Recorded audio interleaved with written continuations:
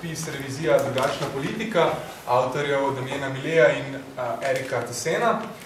Knjigo je prevedla in izdala založba Sofija, ki je poleg Inštituta za delavske študije tudi soorganizatorka tega dogodka, kar med drugim pomeni, da boste lahko po koncu razprave po zelo ugodni ceni, če sem prav razumel Tanjo, 10 evrov, namesto 13 evrov, kupili izvod ali pa 2, kar vam seveda toplo priporočam. Jaz sem si današnjo razpravo zamislil zelo enostavno. Pripravil sem približno 8 vprašanj, takih zelo splošnih vprašanj, ki upam, da bojo služila kot istočnica za razpravo tako o knjigi, o vsebini knjige, kot tudi o bolj splošnih tematikah, ki jih avtorja v knjigi odpirata. Tako da namen današnje razprave ni samo predstavitev knjige, če tudi je prvenstveno to, ampak je tudi taka bolj splošna politična aktualna razprava o dolgu, o reviziji, o možnosti odpisa, o tem, kaj se dogaja v zvezi s tem v Sloveniji, kaj v Grčiji in podobno. Tako da jaz predlagam, da vas ne morim s svojim 5-minutnim kratkim povzetkom knjige, ker bo za to 1 ura razprave, mislim, da več kot dovolj. Tako da predlagam, da pač predstavim vse 4 današnje goste in da potem gremo kar k prvemu vprašanju, ki se nanaša na dolgoročne strukturne vzroke za naraščajoči javni dolg, ki je pravzaprav glavna tegoba, ki nas pesti zadnjih vsaj 10 let. Z nami so Ana Jug, Maja Breznik, Igor Vuksanovič in Sašo Furlan. Sašo, na moji levi, je sodelavec Inštituta za delavske študije in magistrski študent politologije na Fakulteti za družbene vede. Igor, na moji desni, je ustavni pravnik, ki ga verjetno večina tukaj pozna kot enega vidnejših kritikov kriznih politik in varčevalnih ukrepov v Sloveniji. Večkrat je bil na dogodkih, ki sta jih založba Sofija in Inštitut za delavske študije organizirala v zadnjih letih. Na skrajni desni je Maja Breznik. Ona je avtorica izvrstne spremne besede, ki jo najdete v knjigi in zelo dobra poznavalka delovanja obeh avtorjev. In na moji skrajni levi je Ana Jug, odvetnica in pa članica skupine Kazenska ovadba, ki se bori zoper korupcijo.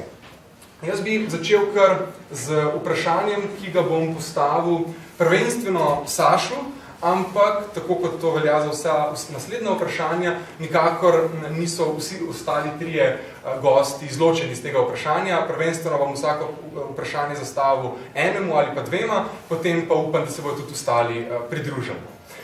Zdaj, prvo vprašanje se nanaša na prvi del knjige, kjer avtorja govorita o strukturnih oziroma temu, čemur sama pravita, dolgoročnih vzrokih za gospodarsko-finančno krizo izpred par let in pa za naraščajoči javni dolg, ki je z njo temeljno povezan. Avtorja na začetku knjige pišeta, da so delavci v zlati dobi kapitalizma, torej v povojnih desetletjih, nekje od leta 1947 do leta 1973, da so si uspeli zboriti to, čemur pravita sorazmerna delitev pogače. S tem pač mislita, da so uspeli kolikor toliko ustaviti prisvajanje presežka proizvedenega bogatstva strani imetnikov kapitala. Skratka, uspeli so si izboriti višje mezde kot običajno, s čimer so se nekoliko zažrli v dobičke imetnikov kapitala. Ti lastniki kapitala so se seveda temu uprli, so sprožili protiofenzivo, ki pa je, pravi ta avtorja, na koncu sprožila eksponentno rast javnega dolga. Zdaj, kar bi jaz Saša vprašal, je naslednje. Zakaj točno, verjetno se vsi strinjamo, da so se države res zadolževale, oziroma da so najprej znižale davke na kapital, tako v Ameriki kot v Evropi v teh letih, torej v 60. in 70. in potem kasneje, ampak zakaj točno se je to zgodilo? Mislim, avtorja namigujeta, da je šlo za, recimo, nekakšno iracionalno neoliberalno ideologijo, ki je zgrabila kapitalistov ali pa državnih upravnikov in da so zato pristali na takšne ukrepe ali pa da so kapitalisti nekako pač ugrabili državo in da so na ta način uspeli znižati davke na kapital. Alternativni pogled, se meni zdi, je, vsaj delno alternativni, da ne gre toliko za iracionalno neoliberalno ideologijo ali pa za ugrabitev države, ampak da mogoče gre za dejanske potrebe kapitala v pogojih padajoče dobičkonosnosti, nazadujoče investicijske klime in podobno. Kako si ti razlagaš najprej znižanje davkov na kapital in potem naraščanje javnega dolga? Ja, hvala za besedo, pa lep pozdrav publiki. V bistvu v pričujoči knjigi avtorja navedeta dva taka vzroka, dva strukturna, dolgoročna vzroka za dvig oziroma za neko naraščanje zadolževanja v razvitih kapitalističnih državah v Evropi po 70 letih, in sicer eden je, kot si že omenil, znižanje davkov, se pravi te davčne reforme, ki so šle v korist premožnih. Tukaj se je šlo tako za znižanje najvišjih davčnih stopenj za recimo fizične osebe, kot tudi za znižanje davka na dobiček.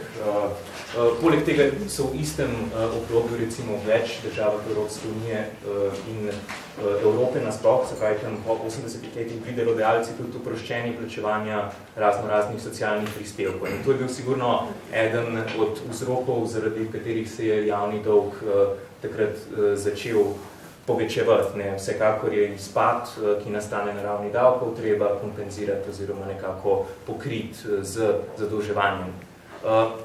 Po drugi strani poudarjata še, da je k rasti dolga prispevalo veliko zvišanje obrestnih mer. Recimo po letu 1979 ta zgodba z dvigom obrestnih mer se je začela v Združenih državah Amerike.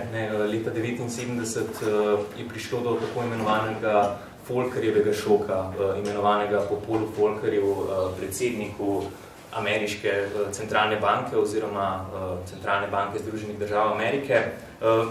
Pod njegovim vodstvom se je takrat odločila centralna banka, da močno zviša obrestne mere. Takrat so se v bistvu potem povečali stroški oziroma povečala se je cena zadolževanja tako recimo za podjetja, za banke, kot tudi za države.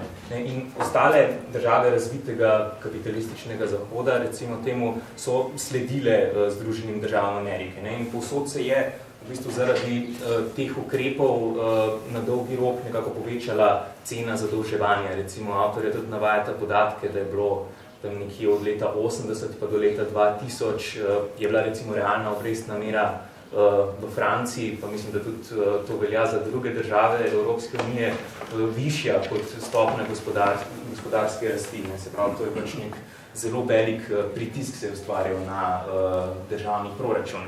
Zdaj, na podlagi analize teh dveh vzrokov potem nekako avtorja zaključita oziroma predlagata neko tezo, da je v bistvu potem dolg po tej logiki posledica nekih politik, nekih politik, teh dveh politik, ki sem jih omenil. Zdaj, to vsekakor do neke mere drži, vendar pa bi jaz tudi dodal na to, kar si v bistvu ti že namignil v svojem vprašanju, da obstaja še nek tretji, mogoče celo bolj temeljni razlog. In sicer ta razlog se tiče same gospodarske konjunkture. Konjunktura je tesno zvezana z razvojem javnofinančnih primanjkljajev, recimo predvsem z primarnim primanjkljajem, to je primanjkljaj, pri katerem v izdatke niso všteti stroški, ki so porabljeni za plačilo obresti od javnega dolga. Se pravi, če je nekako konjunktura slaba, se bodo te primarni primanjkljaji gotovo povečevali. In ta konjunktura je bila v zadnjih 30 ali pa zadnjih 40 letih gotovo slaba. Zdaj, če se oprem recimo na neko študijo marksističnega ekonomista Roberta Brennerja, on recimo pokaže, da so še od konca 60-ih let dalje gospodarstva ZDA, Japonske in tudi Evrope podvržene neki krizi hiperprodukcije, ki je še do zdaj v bistvu niso mogle prebroditi. Ta kriza se odraža v padanju profitnih stopenj, padec profitnih stopenj pa rezultira v glavnem tudi v padcu investicijske dejavnosti. Posledica tega je pa potem spet pomanjkanje oziroma nižanje povpraševanja po investicijskem blagu, nižanje povpraševanja po delovni sili, zaradi česar je tudi recimo nezaposlenost večja in tudi Brenner to recimo podkrepi s številnimi empiričnimi podatki, ki pokažejo, da so v bistvu stopnje rasti BDP-ja v vodilnih evropskih državah v zadnjih 40 letih vedno manjše in manjše. In zdaj jasno je, da če se niža recimo stopnja dobičkonosnosti in če se niža gospodarska rast nasploh, se nekako skrčuje, je ta baza, iz katere je sploh možno dobivati davke, vedno bolj skrčena. In že zaradi tega, že zaradi same konjunkture, neodvisno od nekih političnih učinkov, se tukaj pač spet ustvarja nek pritisk na državni proračun in zaradi tega naraščajo primanjkljaj in zaradi tega tudi narašča dolg. Ja, zdaj sem zanimiv, Sašo, ko si omenil pravzaprav ta Volckerjev šok, zvišanje obrestnih mer, veliko, ne.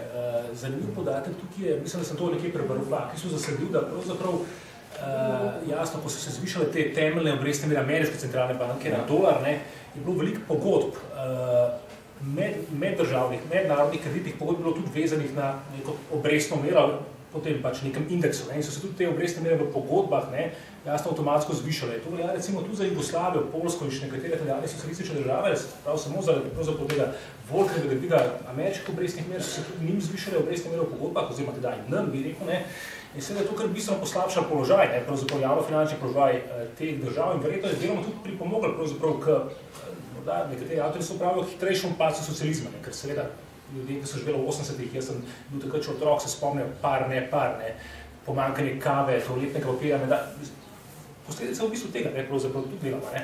Tako da, morda ima Volcker tudi kakšne politične motive tukaj. Tudi kriza svetovnega dolga, svetovnega ljuka se začne s tem ukrepom, ker je bila po Čestanovi eni prejšnji knjigi, ker je Sofija ni mogla preveč, čeprav smo razmišljali, ker je 600 strani dolga in zelo obsežno analizira zadolževanje od 80-ih let, ki se začne z mehiško krizo 82. leta. Da pred tem ukrepom so bile povprečne obresti, so bile minus 3%, se pravi, so bile negativne in je bilo zadolževanje, so bile nerazvite države zainteresirane za zadolževanje, zato da so razvijale svoje ekonomije. Po tem šoku čez noč se obrestna mera bila povprečno 19% in se začel pač kriza zadolževanja svetovnega juga, tudi jugoslovanskega. Ok, s tem je zdaj tudi povezano naslednje vprašanje, ki je to. Avtorja v knjigi ob tej svoji analizi trdita, da se bančne krize, na več mestih, da se bančne krize množijo, ko so trgi deregulirani. In več kot je bančnih kreditov, večja verjetnost je, da pride tudi do resne gospodarske, investicijske krize, oziroma do sprožitve takšne gospodarske krize. Moje vprašanje, tokrat za vas, Maja, sta tukaj dve. Prvič, a je res, da so gospodarske krize, kot pravita avtorja, predvsem pa celo izključno produkt nereguliranih trgov v nasprotju z reguliranimi trgi, in če je res, zakaj? Drugo vprašanje pa, kako lahko bančna kriza povzroči resno gospodarsko investicijsko krizo v sicer zdravem gospodarskem okolju, kar je tudi nekaj, kar se mi zdi, da avtorja skušata namigati.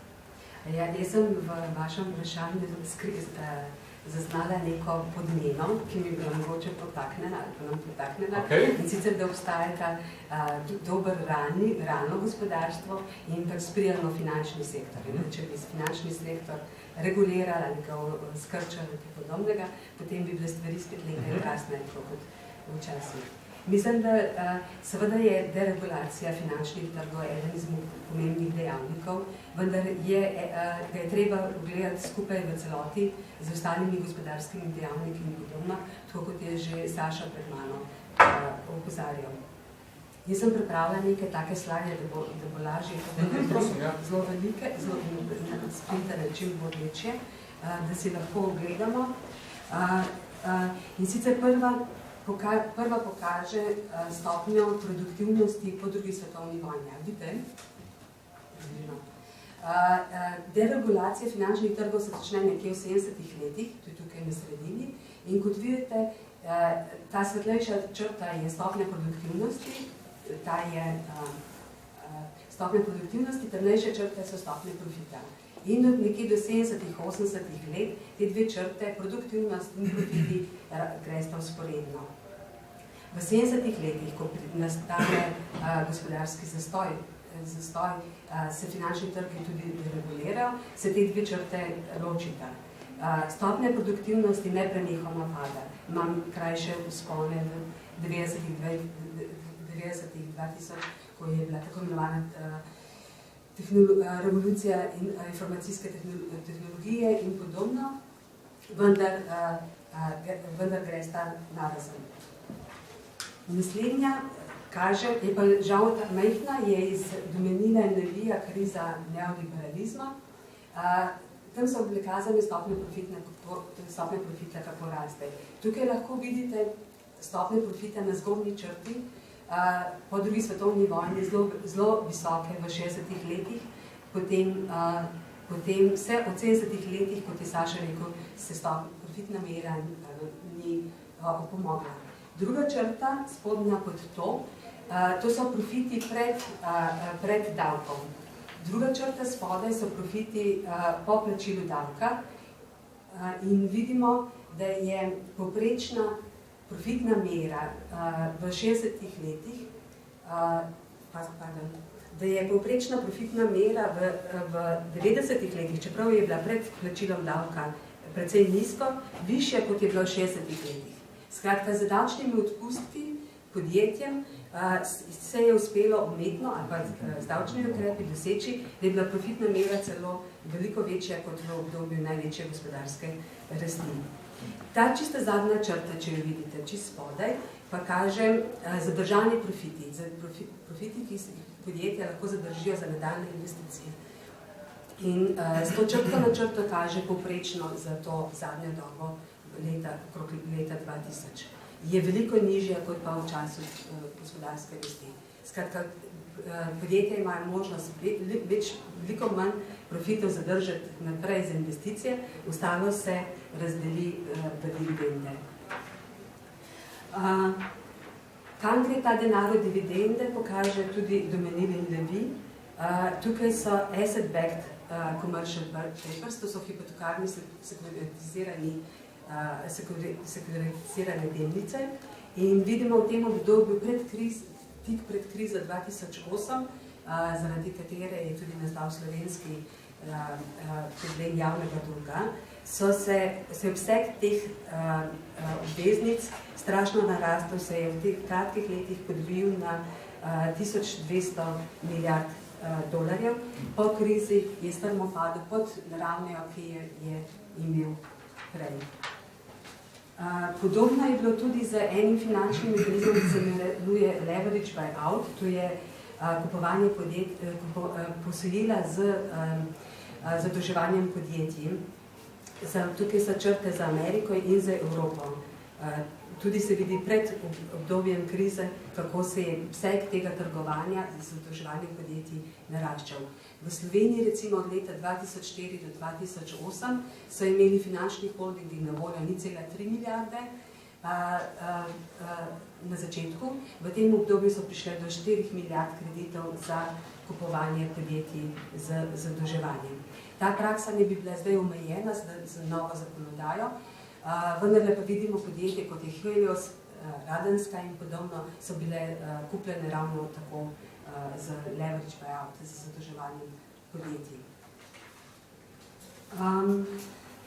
Naslednja pa je zanimiva, kaže indeks evropskih borz v povezavi s tako imenovanim še enim finančnim mehanizmom carry trade, ki je tudi zelo pogosto, to je trgovanje med raznimi valutami.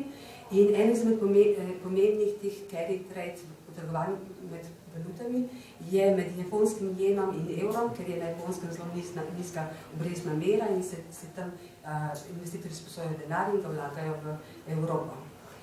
Borzni indeksi imamo predstavo, da se giblje sorazmerno za gospodarsko aktivnostjo.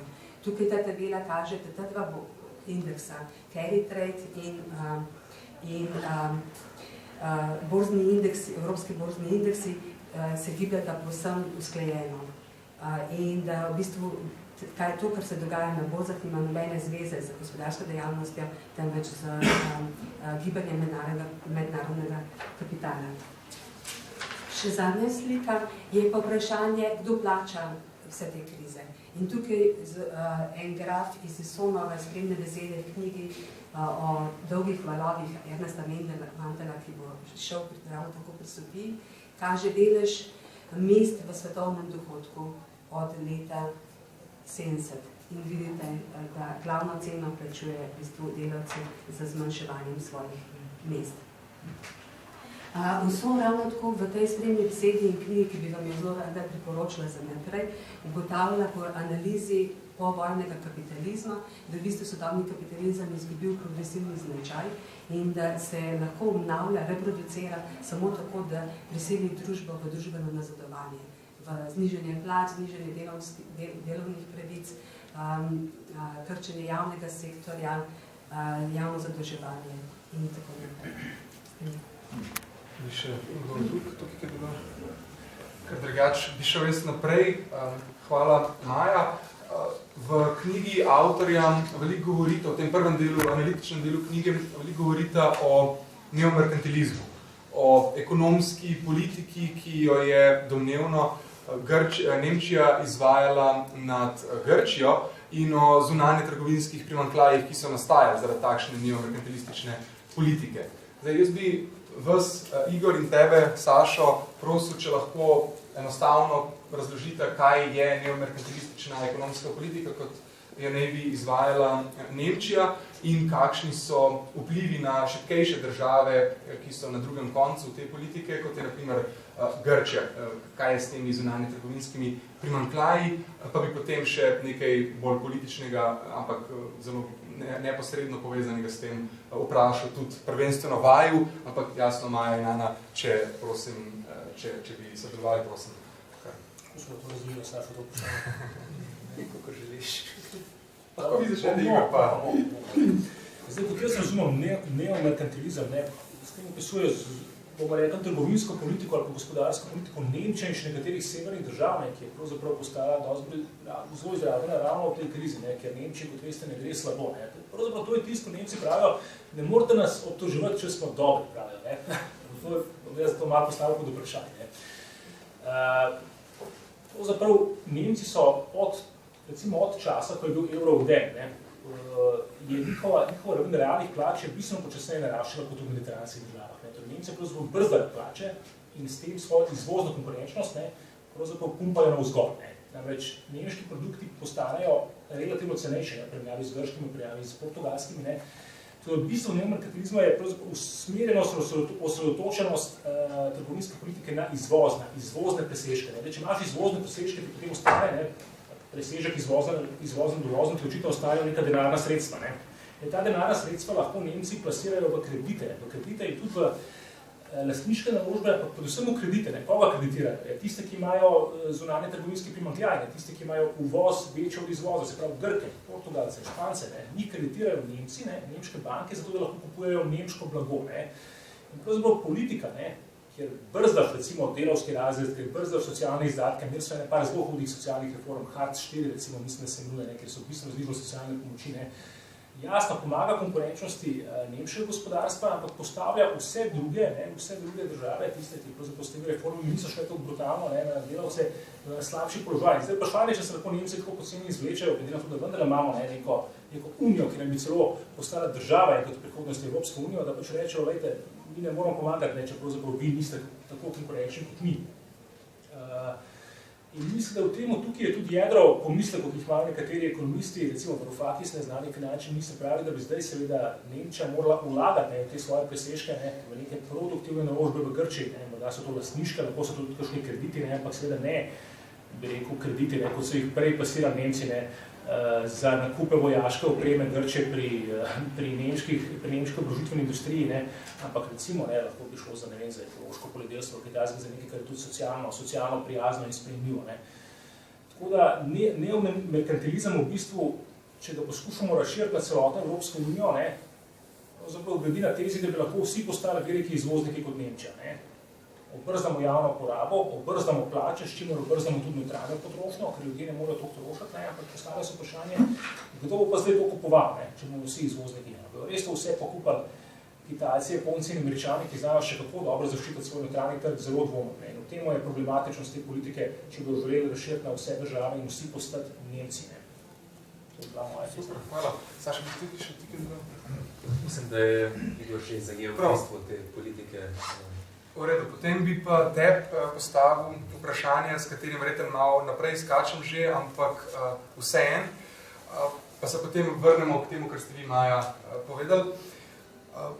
Kako je z izstopom Grčije iz evroobmočja? To vprašam zato, ker mislim, da je povezano to vprašanje glede izstopa Grčije iz evroobmočja, ne samo s tem, kar se dogaja danes in z prihodnostjo Grčije v naslednjih mesecih, ampak tudi zaradi tega, ker se jasno tiče notranje devalvacije valute in podobnega. Zdaj, verjetno bi lahko Grki do zunanje trgovinskih presežkov prišli samo prek izstopa iz evroobmočja in prek notranje devalvacije, s čimer bi zvišali konkurenčnost svojih izvozov, ampak jasno to implicira tudi veliko drugih nevarnosti. Običajno devalvacija ni nekaj, na čemer so države zelo navdušene. Tako da najprej bi tebe vprašal, kako je s tem, kakšne nevarnosti so tukaj in pa a sploh obstaja kakšna alternativa, vsaj realna alternativa za Grčijo, če bi želela, kot se zdi, da mora, zvišati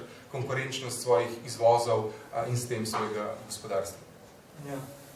Ja, mislim, zanimivo je, da to vprašanje, ki je sicer aktualno že nekaj časa, zdaj v zadnjem času, v zadnjih nekaj mesecih spet nekako, ki se pojavlja, spet se govori o izstopu Grčije kot neki realni možnosti in sicer zdaj eden izmed očitnih razlogov, zakaj bi recimo nekdo zagovarjal izstop Grčije, je zato, ker v okviru evrskega območja v bistvu evro deluje kot nek prisilni opič za Grčijo. Grčija, recimo, pa tudi druge periferne države so tukaj v situaciji, ki jo je opisal Igor prej, se pravi v situaciji držav, ki kopičijo zunanje trgovinske primanjkljaje. Te zunanje trgovinske primanjkljaje je pa treba pač nekako financirati, ali se financira z nekimi neposrednimi tujimi investicijami, teh je bilo recimo pred krizo še nekaj, ali pa preprosto z dolgom. To je bil pač tudi eden izmed vzrokov, zakaj so se potem države, kot je bila Grčija, množično zadolževale že pred krizo, še posebej pa potem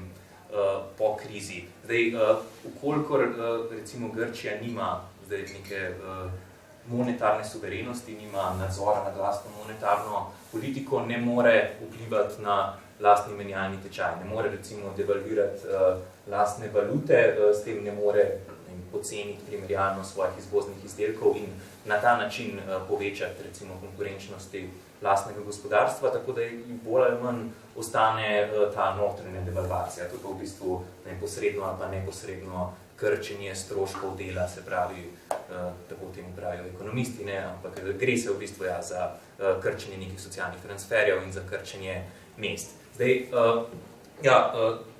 izstop bi Grčiji omogočil recimo, da prevzame spet neko kontrolo nad svojo monetarno politiko in zato pač tudi mnogi to zagovarjajo tudi recimo pri Sirizi med članstvom ali pa saj med njihovimi podporniki je recimo že dolgo časa v bistvu uveljavljena tudi neka frakcija, ki zagovarja izstop iz evrskega območja, recimo Kostas Lepavicas, en znan grški ekonomist, ki je zdaj tudi v parlamentu, že dolgo časa poudarja, da je Grčija, okolikor ostaja v evrskem območju obsojena na nek samomor, zato predlaga izstop in vidi izstop tudi kot neko možnost, kot neko odskočno desko za upeljavo nekih bolj radikalnih ukrepov, med katerimi je recimo nacionalizacija ali pa socializacija bank. Zdaj zdi se, da je vendarle v okviru evroobmočja in v okviru političnih razmerij moči, ki vladajo tam, ta ukrep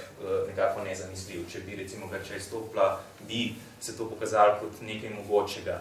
In verjetno je, da bi si Grčija nekako izboljšala dolgoročno strateški položaj, ampak mislim, da bi se vendarle, kolikor bi Grčija izstopila, pojavile zelo resne ekonomske in socialne težave. Recimo, več takih težav.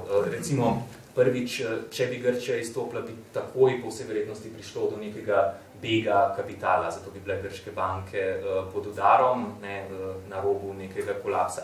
To bi se sicer dal nekako rešiti na način, če bi Grki nacionalizirali banke in uvedli neke kapitalske kontrole, tudi to se da, konec koncev so recimo uvedli ostre kapitalske kontrole, celo v okviru EU-ja, v Cipru nedavno, ampak vendarle bi imeli zagotovo še drugi problem in sicer, če bi prišlo do devalvacije valute, recimo drahme, ki bi uvedla Grčija, bi sicer to pomenilo, da se izboljša recimo konkurenčni položaj njihovega izvoznega sektorja, pade cena njihovih izvoznih produktov, ampak hkrati naraste cena njihovih uvoznih produktov. To pa za državo, kot je Grčija, ki je recimo močno odvisna od izvoza, lahko pomeni inflacijo, ne? Lahko tudi pomeni v bistvu padec realnih plač samih delavcev. In situacija je v bistvu verjetno še bolj hektična, oziroma bi bila hektična tudi zaradi dejstva, ne? Ker problem dolga, ne? Ki je zelo pereč v Grčiji, ne bi izginil. Ne? Večina, oziroma ne nujno večina, no? Ampak dobrčni del dolga bi verjetno bil še vedno denominiran v evrih. Ne? Ampak to bi pomenilo, da bi recimo vrednost drahme njihove valute padala, vrednost evra bi pa primerjalno naraščala. Ne? In zdaj, če bi mogli oni z valuto, kateri vrednost pada, plačevati dolge, ki so pa denominirane v valuti, kateri vrednost raste, bi to pomenilo, da bi imeli še večje težave z odplačevanjem dolga. Tako da težko je reči, kaj je dobra strategija za Grčijo. Mislim, mogoče bi si nekako izboljšali strateški položaj z izstopom, ampak bi mogli za to še precej potrpeti, ne? In verjetno bi bilo to trpljenje na kratki ali pa na srednji rok še večje od tistega, ki so mu že zdaj podvrženi, recimo delavci, nezaposleni v Grčiji. To lahko potrdim. Francisco Lusa, ki je kandidiral za predsednika na Portugalskem, zelo dober, izjemno dober svetovni ekonomist in tudi zagovornik odpisa javnega dolga v portugalskem v evropskem območju nasploh, pravi, da izstop iz evroobmočja sploh ne pride v upoštev. In da bi privedel konec koncev do veliko večjega obsega varčevalnih ukrepov, kot pa jih te države že zdaj trpijo. Ker če bi stopile, devalvirale, sprejele svojo valuto, bi devalvirale, v tem primeru bi njihov dolg, ki je določen v evrih, zrastel za še enkrat več, kot je, realne mezde bi se primerno znižale in s tem bi trpljenje ljudi družbe bilo še veliko hujše. Pa še en drug problem, da mogoče, jaz nisem ekonomist in mi izložil, da pri tej problematiki ni nobenega ekonomista, hkrati si ga pa tudi že vnaprej ne bi želela slišati, kaj se oni mislili o teh problemih. Lusa je na osnovi enega belgijskega ekonomista opisal posebnost težo držav dolžnic v evroobmočju. In sicer je naredil primerjavo med recimo Španijo pa Veliko Britanijo, ki ni del evroobmočja. In pravi, če ima Anglija težave, v tem primeru lahko devalvira svojo valuto, investitorji se bodo poskušali njene valute čim prej znebiti, ona jo bo lahko odkupila nazaj in s tem ne bo imela tudi likvidnostnih težav, ker bo valuta prej slej prišla spet nazaj v svojo domovino. Medtem ko država na evroobmočju ne more devalvirati svoje, tako kot je Saša rekel, devalvirati svoje valute, ne sme odkupovati svojih obveznic in nastopi tudi velik problem likvidnosti, ki mislim, da ga zdaj Grčija se sooča z njim in zaradi tega ne more sprejeti v bistvu nekakršnih bolj radikalnejših ukrepov. Hvala. Pa se bomo zdaj za trenutek vrnili nazaj k temu, o čemer ste vi prej govorili, Maja.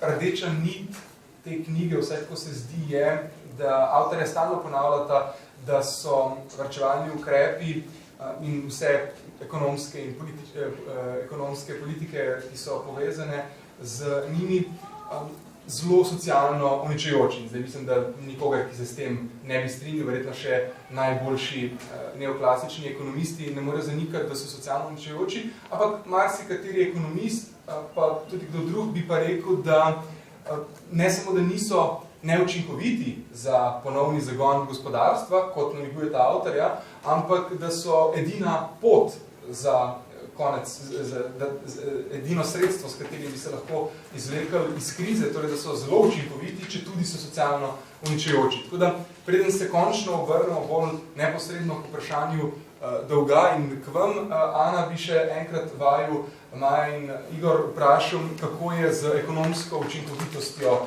varčevalnih ukrepov. Prvič, a je res, da so neučinkoviti.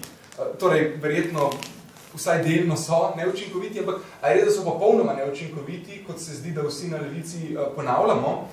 In če je res, zakaj točno? Ker običajen argument je, da preprosto znižujejo, tak Keynesovski argument, da znižujejo potrošno povpraševanje.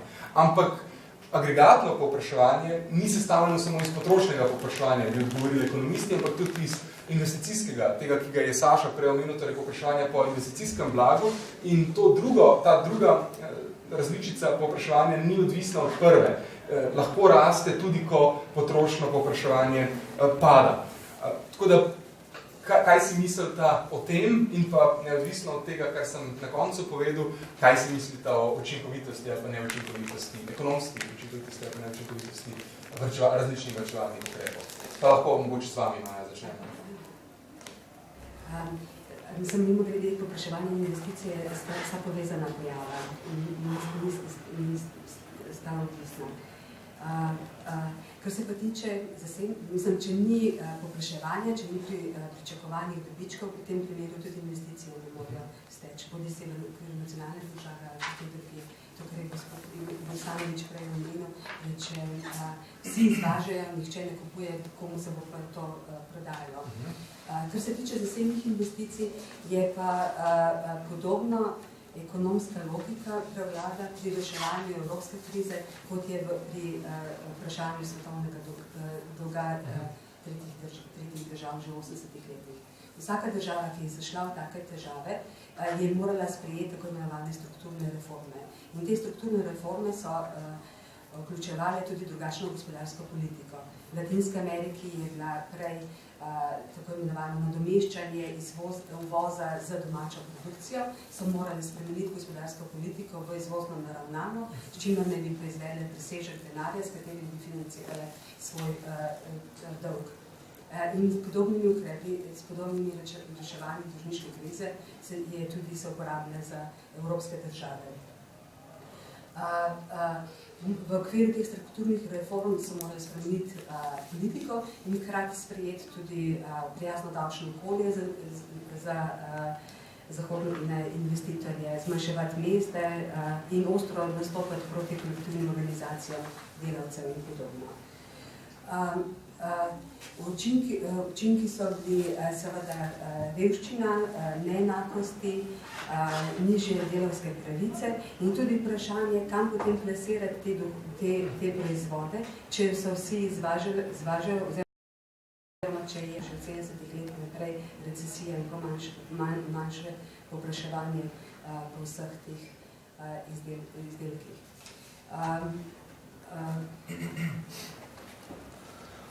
Še en zelo nevarna zadeva za te države je pa, da so zelo ranljive za tržna nihanja.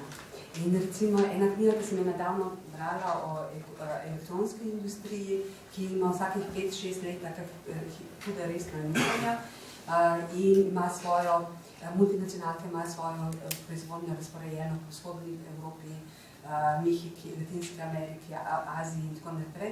Ko pride to nihanje, vse te države v bistvu čez noč gubijo po 100 tisoč delavcev.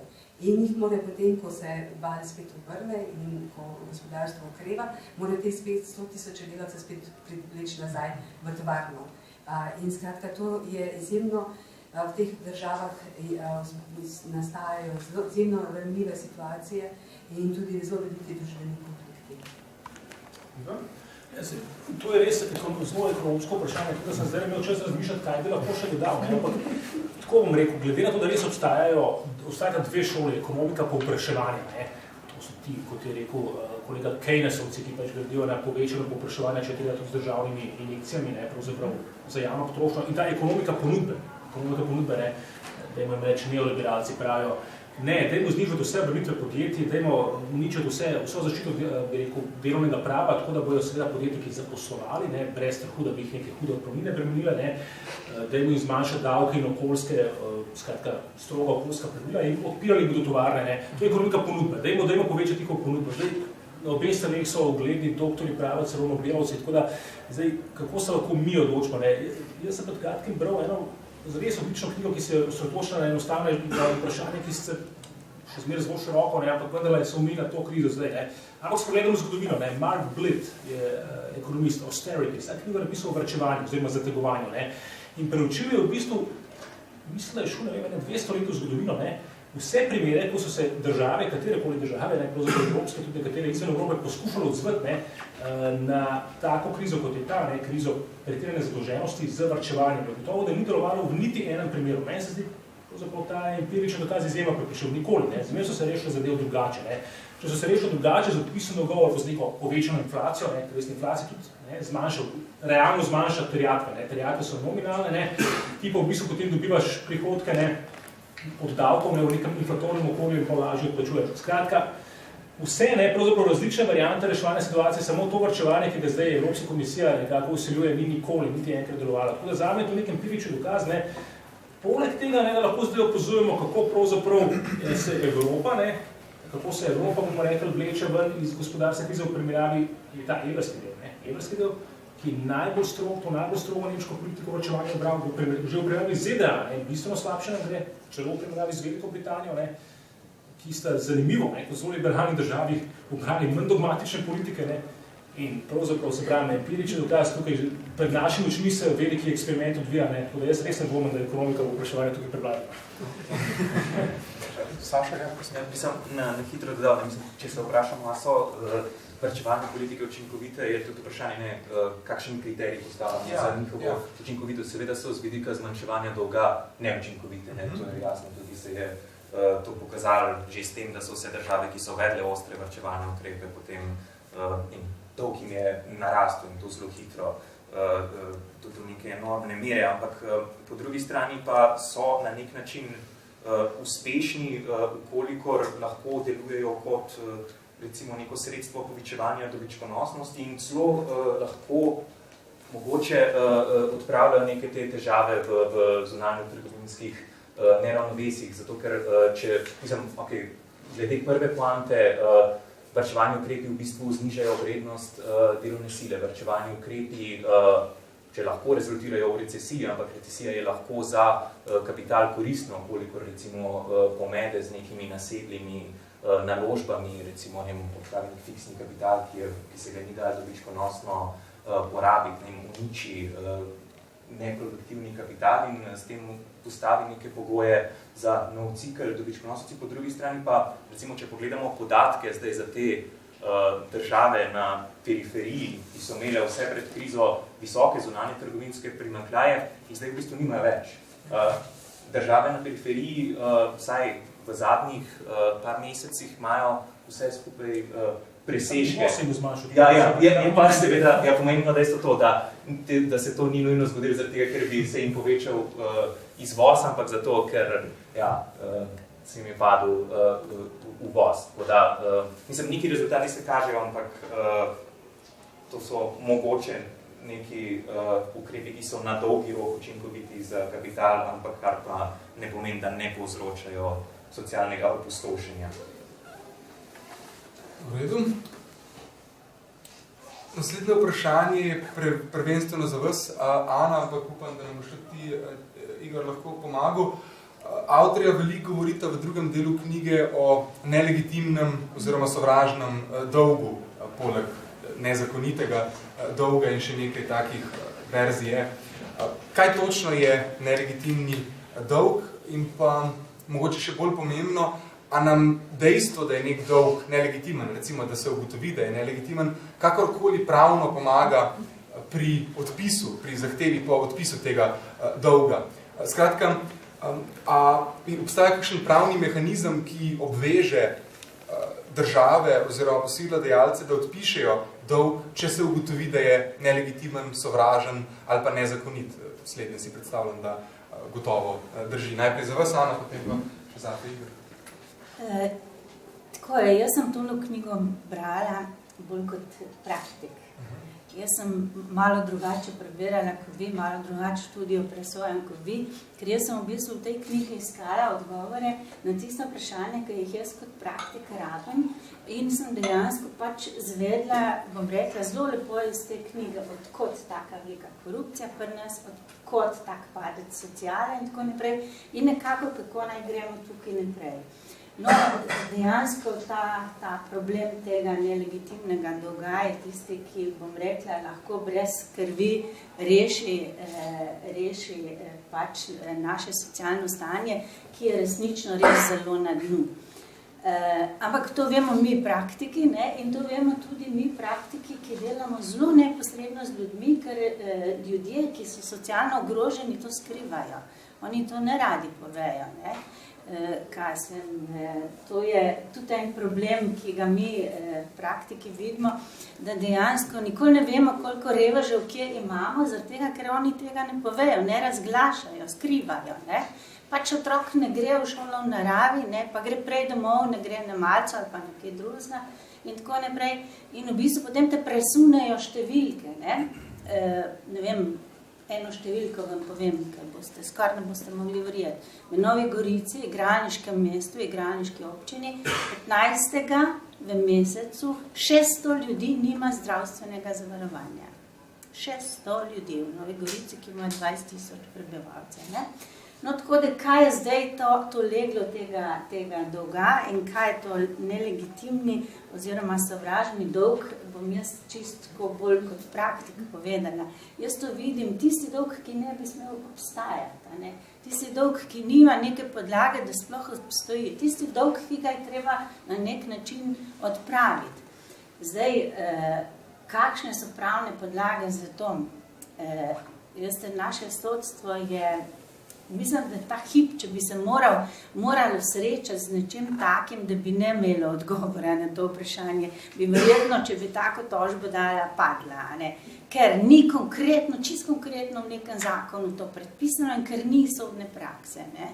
To je nek tak problem, ki je zelo pereč in bo treba počasi do tega priti, da bomo ugotovili, kateri je tisti dolg, ki je lahko zakonit, kjer je tisti dolg, ki ni zakonit oziroma ki je tudi nelegitimen, ker nima možnosti, da bi obstal. Zdaj, ko ste me po pravnih podlagah spraševali in ko sem jaz to knjigo brala, kako bi pač v praksi nek postopek začela, nisem videla rešitve v tej naši, bom rekla, konvenciji o mednarodni prodaji blaga, ki se sklicuje avtorja tudi noter, ker ta konvencija ne velja za vrednostne papirje in denar. Jaz bi tukaj začela kar pri ustanovnem aktu OZN. Tam so se države zavezale, da bodo določene pravice ljudem nudile, a ne? In te pravice so zmeraj manjše, jih ni več. Ampak bom spet kot praktiko o eni pravici povedala, a ne? Rečemo, ne vem, te pravice, tam smo tudi nekako v ustavo vgradili in tako naprej. Pravica do javnega zbiranja in javnega izražanja. Se smo že pri nas kršili, a ne? Tako naprej. Tako da, se pravim, jaz sem iz te knjige ven iskala možnosti, kje so vzroki in kako dejansko te vzroke odpravljati in kako pomagati, kako pripeljati pač stvari do nekega napredka, ne. Prej ste slišali, da sem predstavnica skupine Kazenska ovadba. Jaz se zelo rada pohecam, da ta skupina je nastala kot tržna niša, ker dejansko, se pravim, tako nepošteno zadolževanje je spremljevalka takega nepoštenega zadolževanja, je korupcija, skoraj gotovo, no, in v tej Sloveniji skoraj ni bilo nobenega, ki bi kakšno kaznivo dejanje teh belih ovratnikov prijavil, ne. Tako da tožilci bi preganjali, niso sami težko kaj začnejo, a ne. Tudi policisti, čeprav v zakonu kazenskem imamo napisano, da če zvejo za kaznivo dejanje po uradni dolžnosti, da morajo po uradni dolžnosti tudi ga preganjati, a ne, ampak tega pri nas še ne počnemo. No, in dejansko smo mi kot skupina Kazenska ovadba to začeli. Začeli smo pa prav na tem socialnem dnu, a ne? Če se spomnite, koliko časa nazaj smo imeli dva gospoda pred parlamentom, ki že 2 leti nista imela plačane plače oziroma bolovanja, oba invalida in tako naprej, in sta pred parlamentom dala vedeti, kam prihajamo, kako lahko gremo navzdol in tako naprej. To je bila naša prva kazenska vadba. No, zadnja naša kazenska vadba, malo bom tudi to povedala, če mi dovolite, z prakse ven, ne.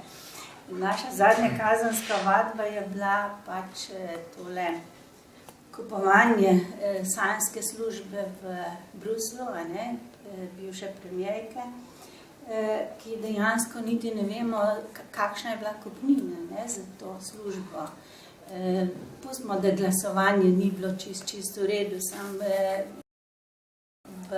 neuradno zvemo tudi po tujih časopisih, da so bile kar hude kupnine in to so prav te, ki nadaljuje to nepošteno zadolževanje, ne. Mogoče cenejši nakup letališča ali pa Telekoma, ne, nekaj takega. Tako da te stvari smo mi potem kot kazenska vadba dali naprej, se pravi v interesu tistih, ki pač nosijo posledice, kot je prej gospa Maja rekla, selitve kapitala. Ne? Hvala. Igor? Kot je rekla kolegica, zelo lepo povzeto na dolg, sovražni dolg, odiozni dolg, kot je rečel, ki ne bi smel obstajati. To je lepa definicija. Zdaj, pa tudi dejansko se težko, recimo, odvetnik sklicuje kot pomoč, recimo, nekemu zadolženi fizični osebi ali pravni osebi v Sloveniji na ta termin, ker to je termin mednarodnega prava. Ne? To je pravzaprav termin, ki je nastal nekje po prvi svetovni vojni in recimo zelo, jaz sem bral tudi to knjigo, ne, in sem videl, kako lepo široko razlagate ta pojem sovražnega dolga, ta gospoda Tusson in Millet, ne, sta mi zelo simpatična, ampak če boste uspela s 5% tega, kar ste kaj napisala, pa boste še razširila to, kar zdaj velja. Zdaj je ta doktrina ploska. V praksi se je uporabljala v mednarodnem pravu za kredite, ki so bili recimo najeti za zatiranje populacije, recimo da nek diktatorski režim vzame velik kredit, ga porabi za tanke, za električne pedreke, in potem ga vržajo, ljudstvo ga vrže, pride nova oblast in zdaj nova oblast mora ta kredit odplačevati. Ali pa recimo bil je primer arbitraže v Kostariki, ko je bilo kostariški diktator je najel kredit in se je dobesedno sebi in družinskim članom na osebne račune to prenakazal. In potem pravzaprav so tudi, jasno, ako zdaj to Kostarika odplačevala, ne bo, je arbitraža odločila. To so taki ekstremni primeri. Dočin, kar pa ona dva tukaj gradita pravzaprav je tako politično, ne, da bi se ta zadeva razširila recimo tudi na primere nelegitimnega dolga, ki je nastal na druge, bolj perfidne načine. Ne, recimo dolg, ki je nastal z okoljsko sporne naložbe, ali pa dolg, ki je nastal s pretiranim nakupom recimo oborožitve, Grčija na blazo nekih podmornic in tako, kaj bo to rabila. Ali pa dolg, s katerim celo pravita upnik preveč zasluži, zato ker, kot vemo, ne, recimo Nemčija lahko najame kredit po 0,8 obrestni meri, potem pa kreditira Grčjo po 6%. Ne. Spet to je po njunem mnenju. Jaz bi si želel določeno razširitev pojma nelegitimnega dolga, ki se ponavadi, ampak mislim, da toliko široko v bistvu to ne bo šlo, ne, se bo pa ta pojem izkristaliziral ne toliko pred sodišči, ne, ampak gre za spore med državami in pogajanjih. Država se lahko sklicuje, da je dolg nelegitimen, ne, upnik potem to malo sprejme, pa se potem na koncu, veste, to je bila diplomacija, pa se recimo zmenijo, da se bojo odpisali 20% dolga. Ne. Tako da, to kot temu, o pojmu, ki je zagotovo potrebna razširitve, jaz bi mogoče, tam manj besedo, bi dve stvari še povedal, zakaj mislim, pravzaprav, da bi lahko, da so odpisi dolgov, ne samo teh državnih, ampak recimo odpisi pravzaprav terjatov, ki zdaj imajo banke in druge finančne institucije, do ljudi, do pravnih oseb, ki so zlasti v Sloveniji združene, da bi mogoče nek zakon, neka zakonodajna podlaga, ki jo je tudi gospa odvetnica pogrešala, da bi bilo dobro, da bi obstajala. Zdaj tudi zakaj? To bi sicer mora biti predvidljivo. Recimo, ko pride do neke krize, ko se splošna zadolženost dvigne recimo do 200 BDP, zasebni plus javni sektor, recimo, je dobro, da bi ostal mehanizem, ki bi to zadevo organizirano znižal. Da ne bi, vse to se niža skozi neke stečaje, skozi neke izvržbe, ampak to je mučno, drago, tam iztisneš, pravzaprav poskušal stisniti vodo iz kamna, čisto izmučal te dolžnike, dajo jih posebni stečaj. Če bo stajal nekaj bolj humanega, bi bilo seveda dobro, in to iz dveh razlogov. Banke pravzaprav imajo blazen privilegij, mi se tega niti ne zavedamo, ampak recimo, če pomislite, da Evropska centralna banka, en ekonomist Steve Keen je rekel, da bi lahko tako rešil, oni lahko tiskajo, ustvarjajo izničke. In je rekel Keen in še številni drugi ekonomisti, zakaj ne bi vsakmu rezidentu Evrope nakazal 5000 evrov na račun. Ok, potem recimo, kaj narediš tem računom, recimo, da ga moraš uporabiti, da poplača svoje kredite. Ampak če lahko ustvarjajo denar, zakaj ga ne bi v korist ljudi, Ampak Evropska centralna banka ima mandat, da to, kar ustvari po izjemno nizko obrestni meri, plasira direktno bankam. Tako banke dobijo denar, ki ga potem kreditirajo naprej. Zdaj, to je vojaški privilegij, v zameno za ta privilegij lahko sprejmeš tudi kakšne odpise, po moje. Ne? To je prvo. Drugo, banke lahko celo same ustvarjajo kreditni denar iz nič, ne? Kako to izgleda? Ne? Recimo, da pravzaprav banka, recimo, vsi si zamišljamo tisti sistem, ko vam nekdo prenese vrčevalec denar v banko in to banka da naprej podjetju. Ampak banka lahko, recimo, mora imeti usklajeno aktivo in pasivo, ni pa važno, kako do tega pride. Lahko da tudi banka enostavno ustvari kredit, ne? In potem, recimo, si zamislite, ne? Pa s tem kreditom nekdo kupi, recimo, hišo, ne? Prodajalec hiše potem deponira ta isti denar, ki ga je banka ustvarila na pasivi banke. In je usklajeno, ne? Tako da pravzaprav ta mehanizem ustvarjanja denarja, kreditnega denarja je zdaj spet še en velik privilegij, ne? In v zameno za ta poseben status bank v našem gospodarskem sistemu, mislim, da bi morali sprejeti možnost, da ko pride do takih kriz, občasno, enkrat na 10-15 let, da se tudi naredijo eni takih brezplačni odpisi. Okay, zdaj imam eno naivno vprašanje, ki pa mislim, da se ga veliko ljudi postavlja, tako da bom vseeno Sašo, tebe in vas, Maja, prosil za kratek odgovor, mogoče enako naiven. Avtorja v knjigi velikrat pišeta, da, in o tem je tudi zdaj malo Igor govoril, da vse, kar je zares potrebno pri dolgu in odpisu dolga, je politična volja. Da si preveč, zaradi tega, ker ni dovolj informacij zunaj, ker ljudje ne vejo teh reči, v katerih avtorja pišeta, pač ni politične volje, ki bi lahko naredila to, kar je potrebno. Nekje celo napišeta dobesedno, vlada lahko zadostno politično voljo zakonito ustavi odplačevanje svojega dolga in zavrne uvedbo varčevalnih ukrepov. To se zdi zelo preprosto. In moje vprašanje je, če se strinjamo, kot mislim, da se verjetno moramo, da politična volja ni vse, kar je potrebno za odpis dolga in za zavrnitev varčevalnih ukrepov, kaj pa potem je tisto, kar je potrebno? Zakaj Varoufakisu, ki ima vso politično voljo, februarja ni uspelo točno to? Saša, lahko s tabo začnemo pa v tem. Zaustavitev plačevanja dolgov vsekakor ni nekaj čisto nepredstavljivega ali pa nemogočega. Vendarle avtorja recimo navedeta v knjigi statistiko, zdaj upam, da bom prav povedal. Mislim, da je od leta 1947 pa do leta 2007 prišlo do 169 odpisov dolga. Recimo v povprečju so prenehali plačevati dolg za 3 leta.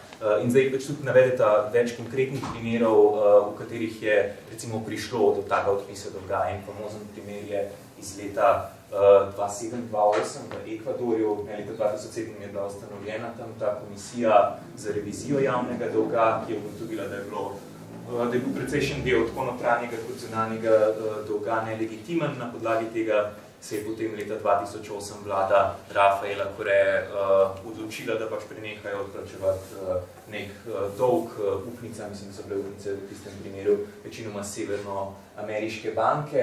Zdaj, to jim je uspelo kljub temu, da so bili podvrženi nekim mednarodnim pritiskom, tako da vsekakor je to mogoče, ne? Ampak vendar se pa zdi, da trenutna situacija v Evropski uniji, ne? Predvsem glede na trenutno razmerje moči, takšna, da se zdi malo težje, da bo tudi Grčiji to uspelo. Ne? Kot vemo, recimo februarja, ko so bila ta neslavna pogajanja, tam je bil v bistvu Varoufakis prisiljen skoraj do celoti kapitulirati pred zahtevami voditeljev evropskih držav in delodajalcev. Takrat so de facto, recimo je Siriza de facto sprejela, da bo nadaljevala z politiko strogega varčevanja, tudi se je skoraj zavezala, oziroma se je takrat zavezala, da v bistvu ne bo sprejemala nobenih unilateralnih ukrepov, ki bi lahko vplivali na fiskalni proračun, hkrati so pa bili prisiljeni v bistvu pritrditi dejstvu, da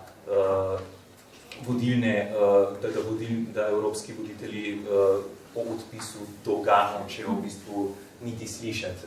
Zdaj, mislim, da je razlogov, zakaj so bili neuspešni pri izpolnjevanju te njihove obljube, ki je bila, da bodo na novo v bistvu se dogovorili o pogojih odplačevanja dolga in da bodo se potrudili tudi za nek delni odpis dolga. Zdaj, zakaj je bilo to neuspešno, mislim, da razlogov predvsem več, ne? Eden je v tem, da je Evropska centralna banka recimo že vnaprej ustvarila pritisk na grški bančni sektor. Ne? Takrat na začetku februarja je močno omejila kreditiranje bank v Grčiji. Te banke so izgubile nek vir, vsaj do neke mere, nek glaven vir svoje likvidnosti, zato je bil takrat tudi Varoufakis izpostavljen pred neko nemogočo alternativo, kolikor ne bi prestal na njihove razloge, bi lahko prišlo celo do kolapsa bančnega sektorja v Grčiji. Po drugi strani pa Varoufakis ni uspel pridobiti, mislim, da je Syriza nasploh, niso uspeli pridobiti nobenih zaveznikov. In zanimivo je, da je bil Varoufakis zelo optimističen. Recimo, če smo brali še njegove bloge, njegove poste na blogih pred temi pogajanji, je razmišljal oziroma špekuliral o tem, upal na to, da bo Grčija lahko sklenila neko zavezništvo z drugimi državami na periferiji, se pravi z nekimi državami, ki jih pestijo iste težave kot Grčijo. Na neki točki je celo špekuliral, da bi Grčija lahko sklenila zavezništvo z mednarodnim denarnim skladom ali pa z Mariom Montijem, z Evropsko centralno banko. Mislim, ta upanja so nekako splavala po vodi in ta strategija se je izkazala za nekako naivno. Predvsem potem, ko se je izkazalo, da so recimo vlade, kot so španska, se pravi neke vlade, v katerih bi mogoče lahko pričakoval neko zavezništvo, bile najbolj stroge pri zavračanju teh predlogov same Grčije. Mislim, da problem je v tem, ker Grčija v trenutni situaciji, poleg tega, da nima nobenih zaveznikov, nima nobenega aduta v rokavu. Ne more z ničemer realnim zagroziti. Mogoče bi lahko zagrozila z izstopom iz evra, to bi imeli nek učinek, ampak to pa ima, kot sem že prej omenil, spet druge. Iz tega izhajajo potem spet drugi problemi. Tako da, ja, zelo nezavidljiva situacija, s katere vsaj jaz izhoda ne vidiš. Mogoče že drug. Mislim, se strinjala s Sašo. Celo finance, ki pa vsak dan zaradi službenih zadev pregledovati, so ugotovile, da ta Syriza in slovenski Luki Mesec niso niti slabi, ko pridejo na oblast, so postane liberalci. Ampak Varoufakisu pa Syrizi bi dala vseeno še malo časa, preden jih dokončno sodimo. Pomembno, kar se mi zdi, je, da se politike še vedno hranjajo isto in kurijo pod kotlom, ki se imenuje nova gospodarska in finančna kriza, ki bodo zakuhale. Ne vem, če se spomnite, ko je Juncker prišel, prevzel svojo funkcijo, je z velikim pompom predstavil svoj investicijski program 315 milijard, bo Evropska unija vložila v nove investicije in je to napovedal kot nek nov preobrat Evropske unije, nova gospodarska politika. Hkrati je pa ECB dala 1000 milijard za odkup ABC, teh hipotekarnih kreditov, s tem, da je bila v slovenskih časopisih ena kratka notica. Skratka, še vedno se privilegira na interese investitorjev, posojilodajalcev, finančnega sektorja, vztraja se naprej pri isti praksi, prodajajo se slovenska podjetja pod izgovorom, da bo to olajšalo slovenski dolg, pa dobro vemo, da to kupnina bo zadoščala za obresti za 1 leto, mogoče za 2, še nekaj bomo ostalo za naslednje 2 leto. Glavnice nikakor se to ne bodo dotaknilo. Druga podjetja, ki se prodajajo za tega, ker so se znašla v primežu teh tajkunskih prevzemov, se ravno tako prodajajo s krediti za zadolževanje. Vprašanje, kaj se bo zgodilo s tem podjetjem. Če beremo ali se poskušamo sestaviti zgodovino Slovenije od 2004 naprej od vstopa Evropske unije, je to zgodba, ki jo najdemo pri Andreju Gunterju Franku v Capitalism and Underdevelopment za Latinsko Ameriko. Čile, recimo, ko sem brala, se mi zdaj zelo podoben scenarij, država, ki so jo napadli finančni trgi in je čez noč v bistvu izgubila vso svojo gospodarsko infrastrukturo, kolikor jo niso uničile.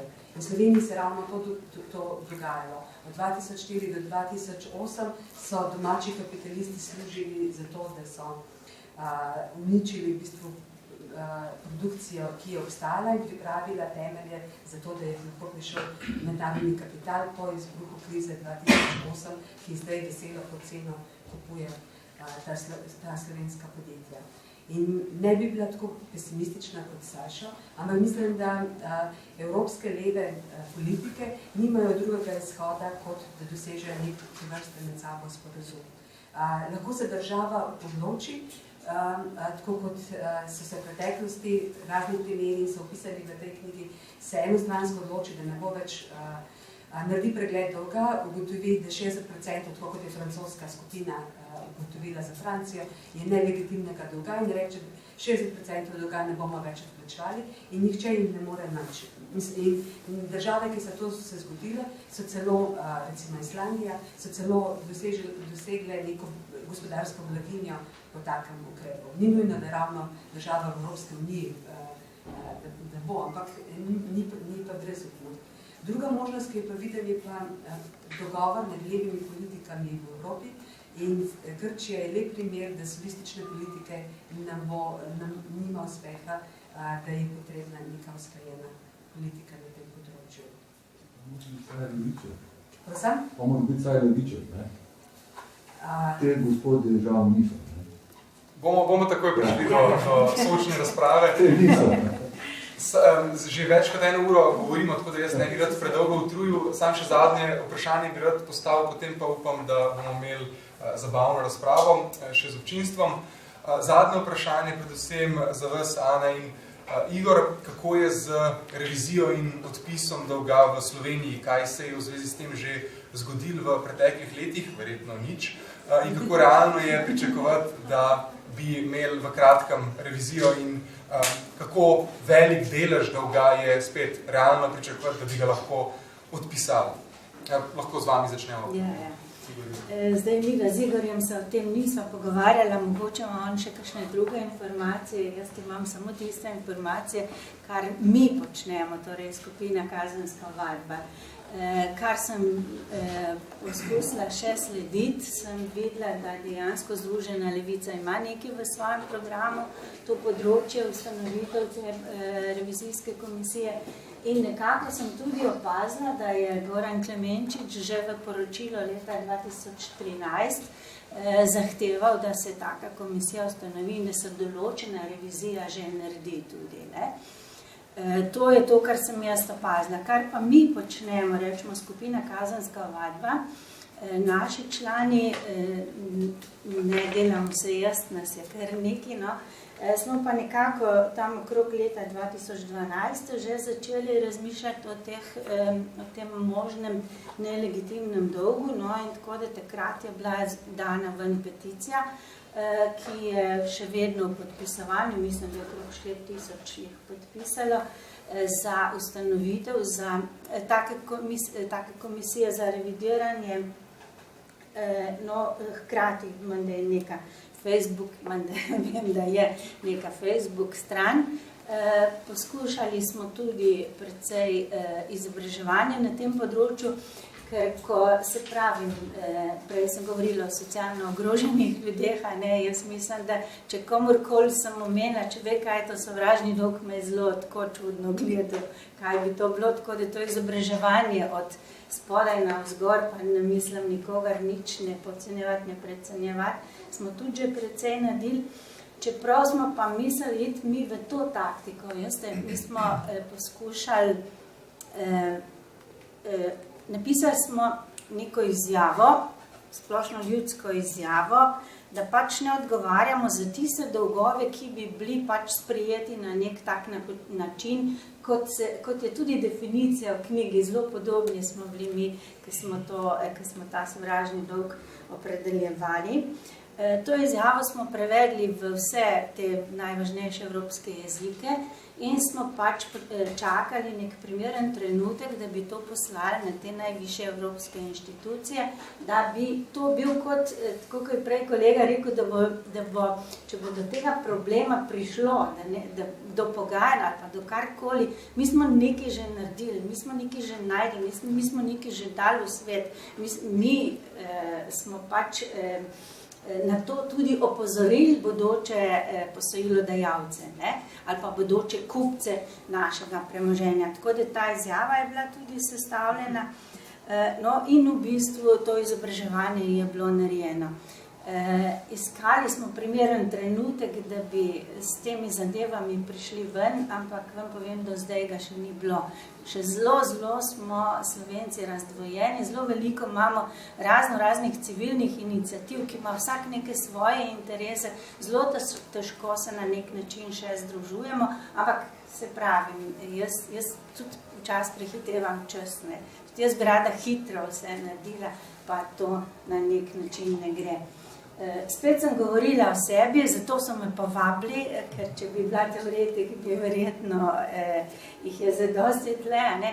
Tako, ampak to je to področje, ki ga mi pokrivamo in tako smo poskušali to narediti. Če koga bo kaj več zanimalo, je tudi na spletni strani skupina Kazenska ovadba.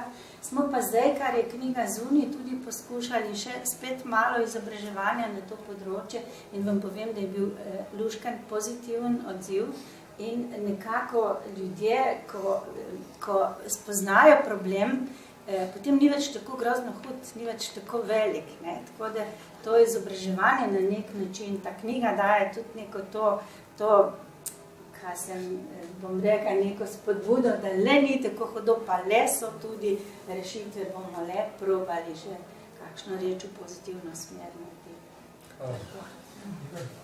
Ja, mislim, to sem sam slišal kot outsider, da nek zakon dejansko pripravlja Združena levica, ki sicer tak, pravzaprav gradi na sporazumnem odpisu dolga med upnikom in dolžnikom, pri čemer so dolžniki pač ti najbolj revnostno prebivalstva, upniki pa velike telekomunikacijske, energetske družbe in tako dalje, in to se potem prizna kot davčni odhodek. Tak zelo zmeren, radikalen predlog, ki pravzaprav recimo pomaga pri preprečevanju upnikov, da bi sami odpisali neke dolgove, ki jih itak verjetno ne bi izterjali. Meni se zdi, da v Sloveniji to odpor proti tem ukrepom na politični ravni je še kar visok, ker lahko pogledamo določene države v Evropi, ki so kar pogumno šle v take korake. Islandija, mislim, da je določene hipoteke recimo dejansko znižala, da so odpisala, bank. Potem recimo, to mi je zelo žal, da moram možakarja hvaliti, ampak Viktor Orban, mađarski,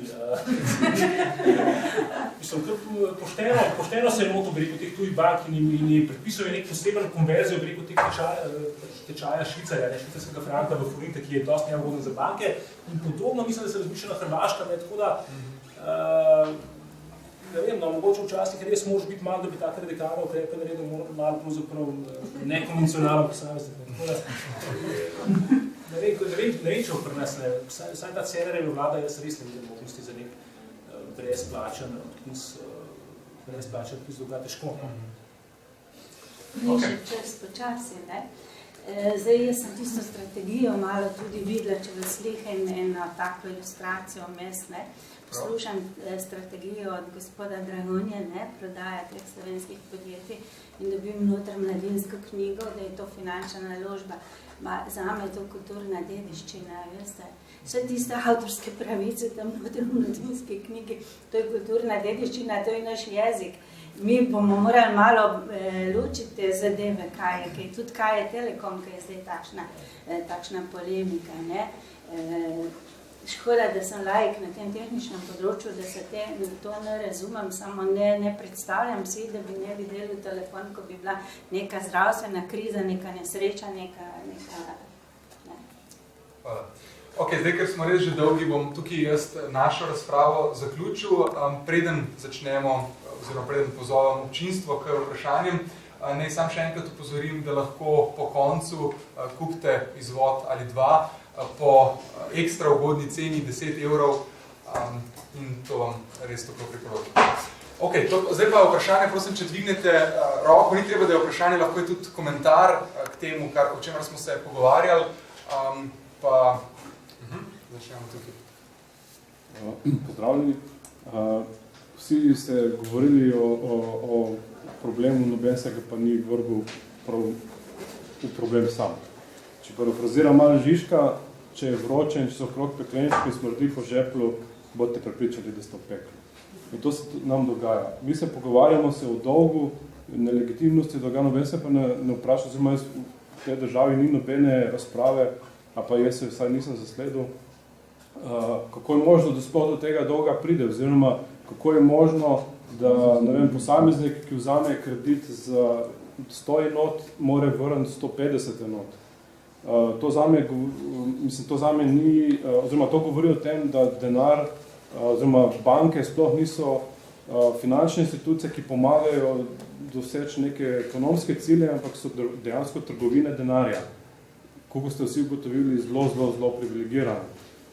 Se pravi, jaz pogrešam kleno idejo recimo o državni banki, ki bi pokrivala stroške dela te banke in bi dajala brezobrestne kredite, ker tako ko je v islamu smrtni greh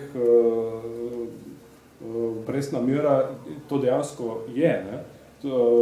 Se pravi, vsi ti dolgovi, vse te težave, ki se dogajajo, so neznana cena denarja. V bistvu, ko ti podpišeš pogodbo za kredit, se ne veš, koliko boš dejansko ti plačal za tisti dolg. Mislim, da to je eden od tistih hakeljcev, ki so krivi za to, kar se dogaja. Druga stvar, kar je zelo pomembno, vsi govorimo o tem, oziroma vsaj neoliberalci govorijo o tem, koliko je pomembna klima za gospodarstvo, ekonomija. Noben se ne vpraša, zakaj ne obrnemo mi v bistvu topike na glavo, zaradi česa obstaja država, zaradi česa obstaja družba, kaj je družba? Je družba namenjena temu, da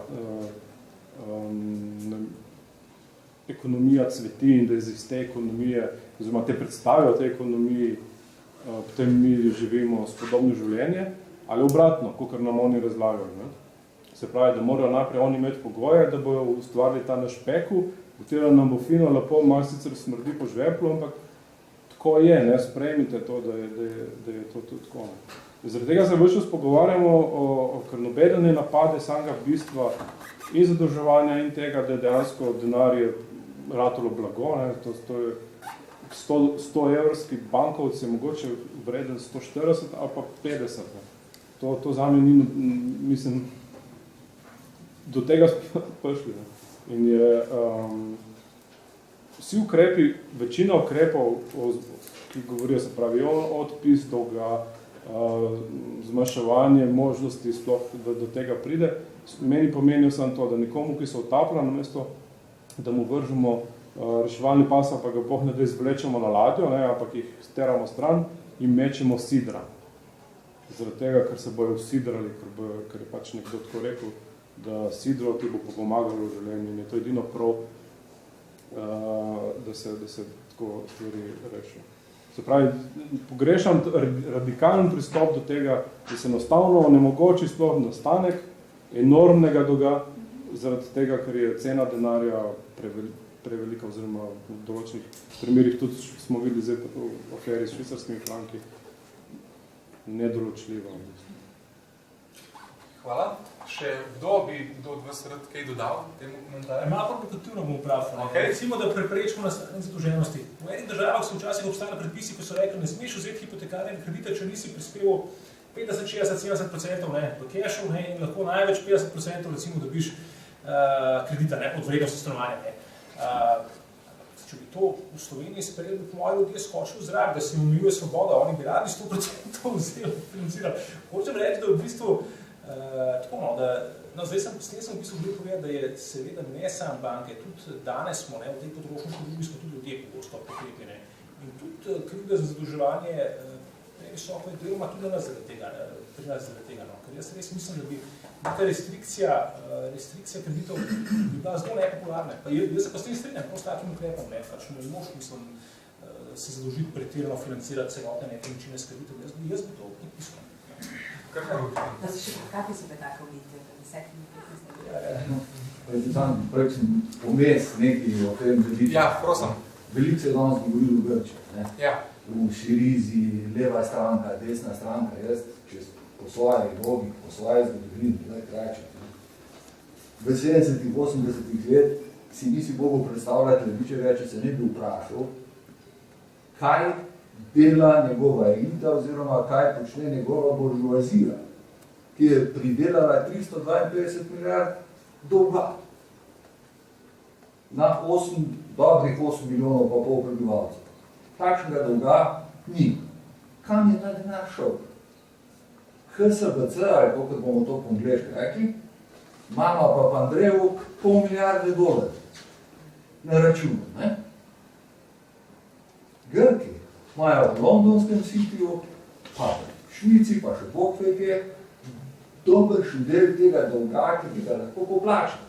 Drugič, grška država počrpa oziroma pobere približno 35% davkov. Govorimo čisto navadnih davkov. Kdor je bil v Grčiji, ni dobil nikoli računa. Kaj je kdo dobil? Jaz sem bil že 82, tudi videl ga nisem. To je problem. In Grčija pač ima slab rating, ko pride se pogovarjati v Berlin. In jaz to razumem. Nišče od njih ne rekel Hudiča, zdaj te pa prinesel denar nazaj. On, Onassis, vsi njihovi ladjarji, mislim, da imajo okrog 25% bruto tonaže ladij je v grški lasti. Nišče od njih ni prijavljen v Grčiji. Nišče nikoli v zgodovini ni plačal niti drahme. Zato se moramo začeti spraševati, zakaj dolg tudi pogosto rabimo. Včeraj v studiu City je bil nek nemški ekonomist, dela nekje na Dunaju, pa tale pan zelo dobro poznan. Točno je povedal, od 2004 do 2008 je nastal prekomerni slovenski dolg, ki ga Slovenija ni rabila. Vemo, kdo je bil na oblasti in kako ne zdaj mi pridemo spet v Berlin, pa damo Hudiča, se nam je pa nekdo tole predvčerišnjem ta denar potaknil, se nam ga niso potaknili 50 let nazaj. Se so nam ga predvčerišnjem, gospodje. In kaj smo od tega dobili? 100 000 praznih stanovanj, s katerimi enostavno ne vemo, kaj bi počeli. Vsak pameten gospodar bi to dal za Hudiča Božjega za 2 evra na kvadratmeter ali pa 1 evro v najem, pa bi neki not dobil. Pri nas se o tem ne govori. O kolikih stvarih sploh ne govorimo? Govorimo o tem, da bomo odplačali s tistimi parimi fičniki, ki niti prišli ne bodo v Slovenijo tega denarja. Se vemo, kako tistele številke, tistele imena, ki gospa ne štela, kako se to končuje. Se tist denar je več čez 2 leti, a je tako po drugim imenom pa ven. Ok, hvala. Če bi se kdo rad odzval, bi še eno vprašanje, pa komentar vzel, potem lahko počas tudi zaključimo. Ja, prosim. Samo da ne bi šlo tole od tega v prvi vrsti tako mimo, se mi zdi, da je to zelo pomembno. Kako sploh pride do tega, da smo prišli do tega, da so obresti, ker praktično je verjetno ten primer v ZDA, to je v filmu Zeitgeist, jaz točno ne spomnim, kjere letnice, da je nekdo, ki je vzel kredit hipotekarni, pa je potem imel več zavrniti, še celo na sodišču dosegel, da enostavno tega niso mogli zahtevati od njega, ker zajednik zakon sploh pravi, da ti ne moraš posoditi nečesa, kar nimaš. Kar pomeni, bankar ne more posoditi, kako naj se izrazim, recimo, če je posodila 100 evrov, potem 100 evrov lahko nazaj zahteva. Ne more zahteva 150, ker jih 150 ni posodila, ker jih v osnovi ni imela. Mislim, jaz je to težko razložim, ker nisem bančnik, ekonomist, finančnik, ampak v tem smislu, kar je kolega v prvi vrsti rekel, mislim, da se bi zdi zelo pomembno, da bi nekdo na to odgovoril, kako sploh prije do tega, in je to sploh zakonito, da se sploh obresti dogajajo. Ok, pa še enkrat pozivam. Zelo na kratko odgovor, mislim, da... Da ne govorim o tem, da se ne vem kako kdaj potiham začelo sploh uvajati, da nam še celo trgajo z računov za vodenje računa. Oprostite, zato, da mi bankam posojamo obvezno, ker morajo to s prihodki čez banko, naš denar nam pa še ni trgajo. Mislim, tle je res, da bi se en ekonomist tega polotu ali pa pravnik pa bi najdel to strašne stvari, Sam, če dovolite, sam vedno malenkost. Zgodovinsko. Čisto tako, enostavno zgodovinsko. Čisto na kratko. Gospa se pa verjetno spomnila, pa še kak starejši. Okrog 76-77 so šle plače na banko. A je res? Do takrat smo dobivali plače izplačane v gotovini. Kak šok za Hudiča je bil to, ko so ljudje ostali gvarzene, bojo pa vse pokrali. In izhod iz tega je bil, da si ne primer, ne vem, če sem prav spomnil, 150 000, odvisno je verjetno kje, si dobil toliko v gotovini, ne, za tisti prvi tam čez cesto v gostilno, ne, drugo je bilo pa na nekem listku in takrat so začeli ljudje šele hoditi v banko, se prej nismo hodili v banko. Ok, hvala. Jaz bi tudi rada. Super, bom najprej dal Sašo besedo, bo zelo na kratko. Jaz sem samo hotel podariti, da v bistvu obstoj obresti ni zdaj nek novodoben izum. Ne, da si rekla, da so prevari novodobne, ne? Mislim, recimo, če beremo knjige, kot so Biblija ali pa Aristotelova politika, bomo tam videli napisanega zelo, zelo veliko o obrestih. Poskušalo prepovedati, ne, to pa je res. Se je pozarjalo na škodljivost obresti že pri Founding Fathers. No, samo mogoče en internet očeval. To, kot ste rekla, ne, v ameriškem pravu, ne, dejansko v hipoteki je bilo temu rečejo non-recourse hipoteka, kar pomeni, da v bistvu banka lahko proda, jasno, če ima hipoteko, lahko proda to hišo, na kateri hipoteka, in tudi, če ni mogla s tem svojega kredita poplačati, nima pravice seči recimo na drugo premoženje, na bančni račun. To je pa dejstvo, to je dosti bolj za dolžnika pri njih kot prva strana. Hvala. Ne, jaz sem hotela samo gospodu to, ne, kam gre ta denar, se prav o tem tudi govorimo. Zato sem jaz prej govorila o korupciji, sej v bistvu belih ovratnikov ne sprašujemo, kam gre denar, tudi ne povejo. Tudi rečemo, kaj svem, zakaj ne smemo vedeti, kdo nam je posodil denar. To ni normalno, se smo mi bančne luknje polnili. Zakaj ne smemo vedeti, kaj se v bankah dogaja. Ampak vse to mi poskušamo zdaj pač na nek način reševati, pot bo dolga, ne? Ampak pot je, obstaja. Ne? Ok, hvala potem vsem mojim gostom in občinstvu, da ste prišli. Jaz predlagam, da zaključimo z razpravo in še zadnjič pozovem k nakupu zelo ugodne knjige. Hvala. Ja, še eno obvestilo, mogoče. Avtor te knjige Erik Tristan bo v septembra prišel v Ljubljano, bo sam tudi živo predstavil knjigo, nekaj verjetno še kakšni dogodki glede problematike javnega dolga, ki si jih boste še. Te boš kakšno obvestilo. Hvala.